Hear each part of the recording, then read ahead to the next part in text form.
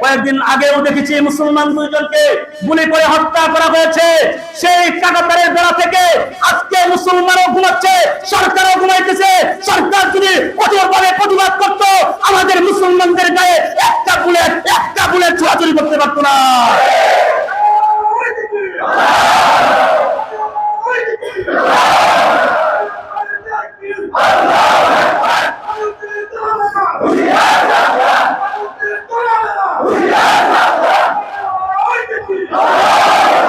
আজকে যে কথাটা আমি বলতে চাই, সেই কথাটা হলো, তারা যদি তাদের জিন্দেগির শেষ পরিণতি পর্যন্ত, শেষ হায়াত পর্যন্ত মুসলমানদের ইবাদত নিয়ে, মুসলমানদের কুরবানি নিয়ে যদি ষড়যন্ত্র করে, মুসলমানদের কুরবানি নিয়ে যদি তারা কোনো দুশ্মনী করে, মুসলমানের কুরবানি নিয়ে যদি তারা শত্রুতা পোষণ করে, কিয়ামত হয়ে যাবে, কিয়ামত হয়ে যাবে, কিয়ামত হয়ে যাবে। আল্লাহর বিধান জমিন থেকে তারা সরাতে পারবে না। কারণ এই বিধান যিনি দিয়েছেন তিনি কে? এই বিধান থাকবে কি থাকবে না? এই বিধানকে উড়িয়ে দেওয়ার ক্ষমতা কারো আছে? এই বিধান উড়িয়ে দেওয়ার ক্ষমতা কারো নাই। কারণ এই বিধান 1400 বছর থেকে আজ পর্যন্ত এই বিধান বিদ্যমান আছে। 1400 বছরে কত ইহুদি, নাসারা, খ্রিস্টান তারা এই জট শত্রুতা করেছে আমাদের ইবাদতকে নষ্ট করে দেওয়ার জন্য।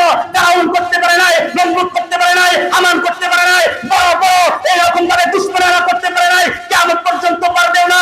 মুসলমানদের সামনে যদি ইসলামের কোন ইবাদত দিয়ে যদি কেউ ব্যঙ্গ করে, মুসলমানদের ইবাদত দিয়ে কেউ যদি দুশ্মনী করে, মুসলমান সামনে না গেলে এদের পানির পিপাসায় এদের ক্ষুধার্ত শেষ হয় না।